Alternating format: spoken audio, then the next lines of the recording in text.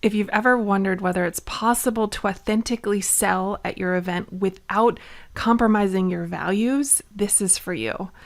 Today, I thought we'd chat about striking that perfect balance, right, between sales and service in your event strategy. There is an art and a science to creating a transformative event experience that leaves your guests both inspired and ready to invest, but also staying true to your mission. And so I thought that we could dive in and talk about aligning your values with your business goals. How does that sound? All right. So I was on Zoom with a prospect last week, and he was really stuck on the idea that selling at an event that he would host is not for him. And I felt like that was a missed opportunity that we needed to kind of dig into a little bit more. And what I uncovered is that he had never, ever seen it done well. He had never been to an event where he'd seen it, a sale happening, and he'd felt good about how it was done. And he'd only seen it in a salesy, icky way. And that was the problem, that he couldn't see it. So if you're like me and you're really visual, you need to see it. I think I've told you this story before, right? Where when I was getting ready to select a college, my parents, God bless them, took me to 7 different universities. And we toured them all over the Midwest. And when I got to the university that I selected, I could see myself there. I could see it happening. And I could just picture the whole collegiate experience. And it turned out better than I imagined it. I will say that. And I tell you that story because I feel like it's a perfect example of it's so hard to do things without certainty, right? Uncertainty is such a beast. It's one that I'm working to tame myself. Is that like being comfortable with uncertainty? I'm reading this book right now, The Subtle Art of Not Giving an F. I recommend it. And it is talking about that whole concept that everything is uncertain and no, you're not right. And yes, we're just getting less wrong as we grow up and try and do new things. And I thought, gosh, that's so helpful for all of us who are CEOs, who are hosting our own events, and we're struggling with this topic of selling inside the container of event. Perhaps fulfillment events feel really good, running those masterminds that you've already sold, and now you're at the event and all you're doing is fulfilling. There's no upsell, there's no offer being made, but there is a huge amount of value inside of enrollment events. Do you agree? And so we need to get comfortable with the sales stuff and get comfortable with what balance of sales and service feels right to us, because it has to feel true to us. Otherwise we're not doing it. Kind of like my kiddo. Since the day they were born, it has been, if I don't see the value in it for me, or if it wasn't my idea, it's not happening. As our first day care provider said on the first day at pickup, a lot of skills that are going to serve them later in life, challenging now. But that, if we can't see it, if, like my prospect, he had never seen an elegant sale before happen inside the container of event. And so his worldview is it's not possible. And so how is he going to go and take steps towards making that a reality for him and really harnessing the power of enrollment events and making money? And so I wanted to have a conversation today about the value of service inside of an event, which I know you're already, if you're hanging out here with me right now, you're already super service oriented and value driven and a really heart-centered entrepreneur. And I honor that in you because that's who I am too. I really believe in helping people. That's my love language. And so we're going to talk about that value of service. We're also going to talk about recognizing the sales opportunity that's inside of events. And we're going to talk about that balance between sales and service and leveraging post-event opportunities. So first thing, the value of service. It's important to be valuable inside the container of your event. Yes? I think we're all nodding our heads right now, agreeing. I want you to not underestimate the power of providing a really, truly valuable experience to your guests. One that helps you build trust, helps you build credibility, helps you build loyalty. I want to encourage you to reflect on events that you have been to where you've felt well served and think about how did that impact your perception of that the event host and the offers that they made at the event. I know I've brought it up before, but I feel like it's such an elegant, beautiful, wonderful example of selling and service is every time that I've gone to a Brendan Burchard event, I think he is a true master at that balance between sales and service and truly serving, like being so focused on providing value, being valuable, helping the room find value in each other, that it elevates my trust and my feeling of how credible he is, and then also my loyalty to him as a personal brand, as a business. And so I'd encourage you to reflect on, do you have experiences like that where you've felt like it's been extremely valuable? And how did that make you feel about the event host, about what they had for sale? And if the answer is, Sarah, nothing's coming up for me, then you need to go get in a room where somebody is authentically delivering so much value and authentically selling in a way that doesn't feel salesy and icky. Two examples right at the top of my head are Brendan Burchard and James Wedmore. Go get in their rooms and feel how that feels. Okay? So that's the value of serving. A little short conversation on that. Second thing I want to talk about is recognizing the sales opportunity. And this is where I got on my soapbox, so get ready. It is so important to internalize the fact, underline that one, star it, the fact that a portion of every audience is ready and willing to invest in more. And they want it to be with you because they've just spent all this time with you. And gosh, it would be so hard to have to go out and find someone else to feel that connected to and that aligned with and get help from and figure out, like, do they offer what they're looking for and they need that next step, and like, where do they get it? Come on, that's so hard for our audience to put that pressure on them to go find it somewhere else when we know that it's a fact that there's a portion that are ready and willing to invest in more. Like, really sit with that and believe that it's true, because it is. And when we're in community with our audience for a full day, multiple days, that trust factor, it just goes through the roof.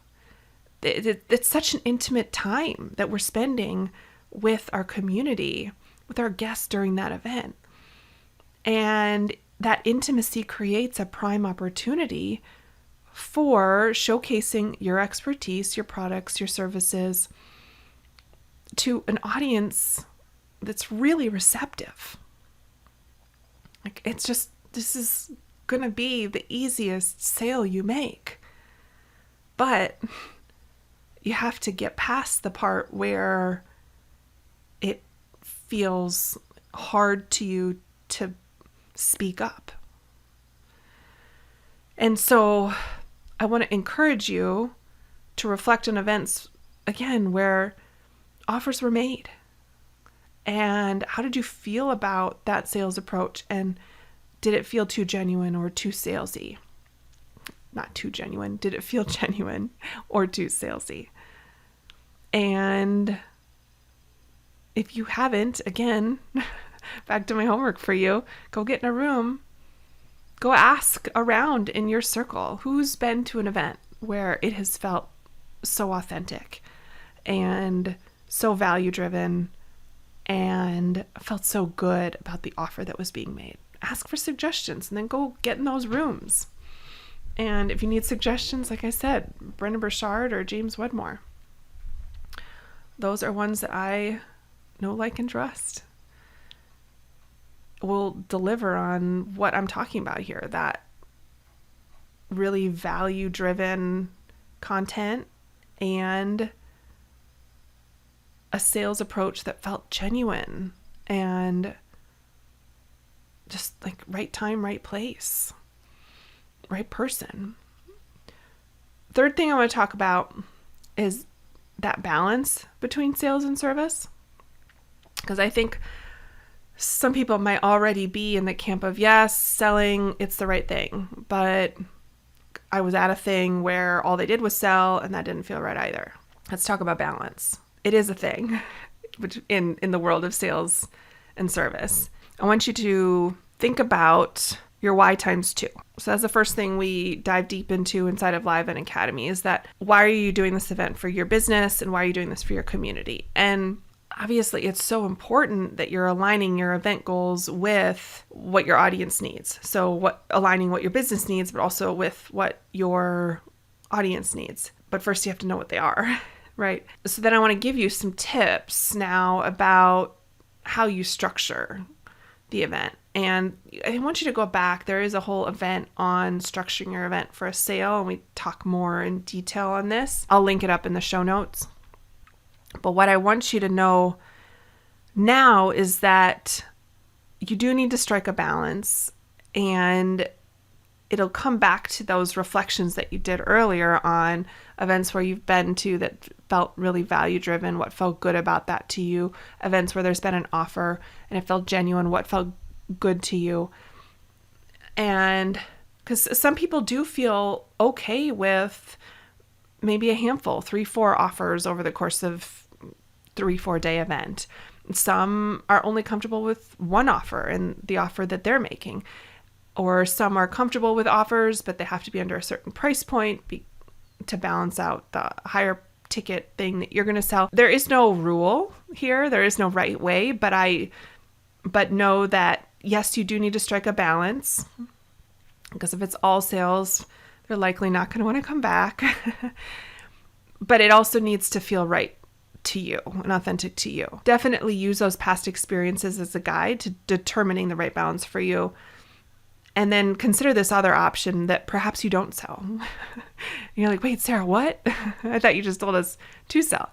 Well, there is another way to do it. So you could not sell your whole event and not have anybody else, no other guest speakers, sell at your event, but drive them to something that's free. So perhaps you're launching a new podcast.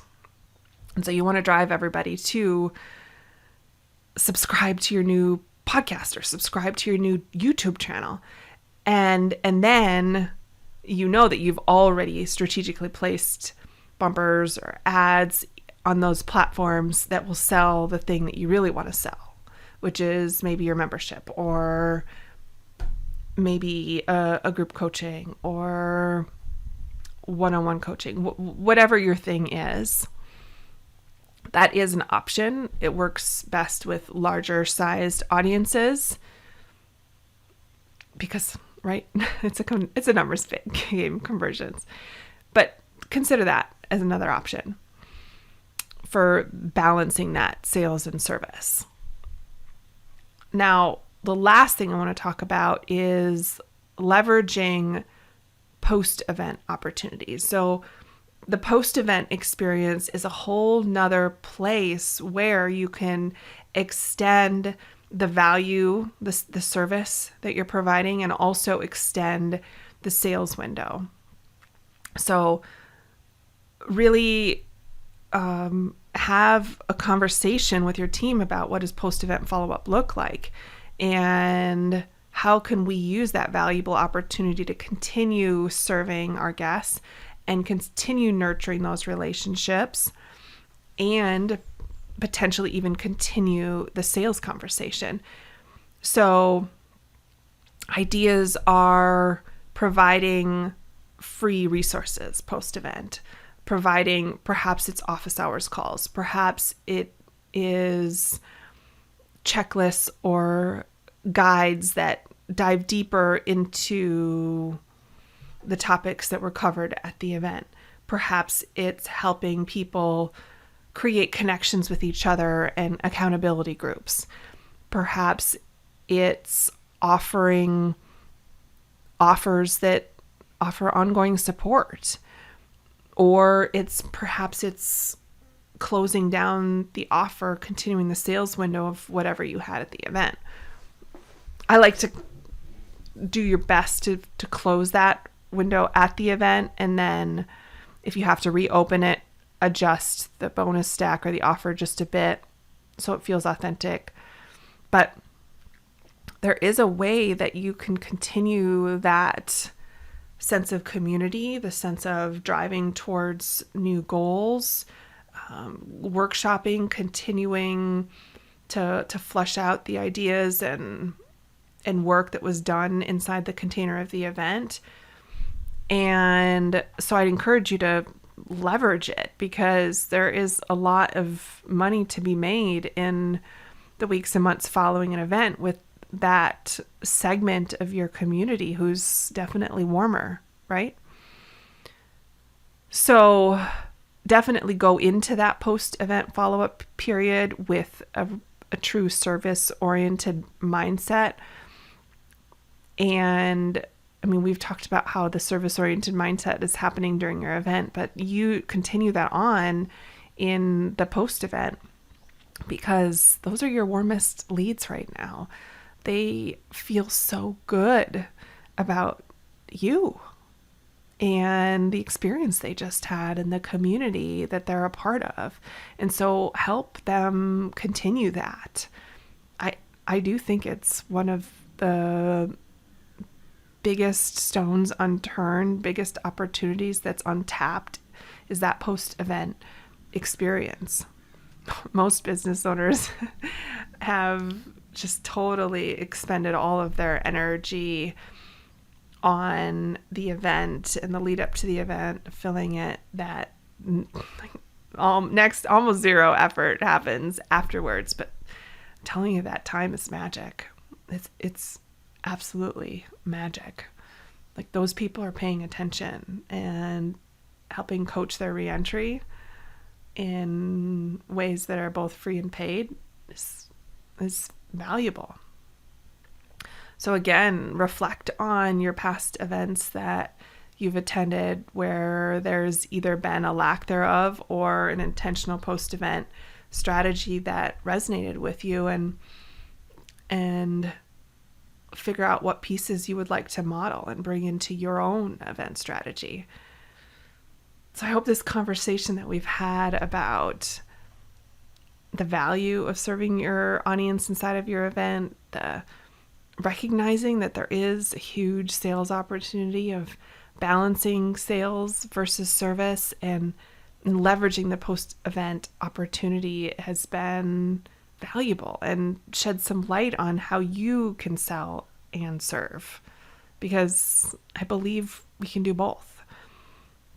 As homework, what I'd like for you to do as follow-up from this episode is step 1. I want you to journal on your past event experiences, specifically how you felt when there was a lot of value delivered, how you felt when there was an offer delivered, what felt good, what didn't feel good to you. This isn't a standardized test where there's a right answer, ladies and gentlemen. This is you doing you and like checking in with your heart and your gut and what felt good to you. What do you want to model? And then homework step 2 is I want you to extend that conversation from you and your notebook to you and your team about how we can use what's come up for you to shape the next event strategy. So that was a lot. I hope it was so helpful. And I want you to drop me a DM on Instagram if you had an aha or if there's a piece of this that you're still struggling with. I want to encourage you to get into service and also sales at your next event. So, thank you for hanging out with me today. I've enjoyed it very much. I wish you an outstanding rest of the day. Go make it so. Take care.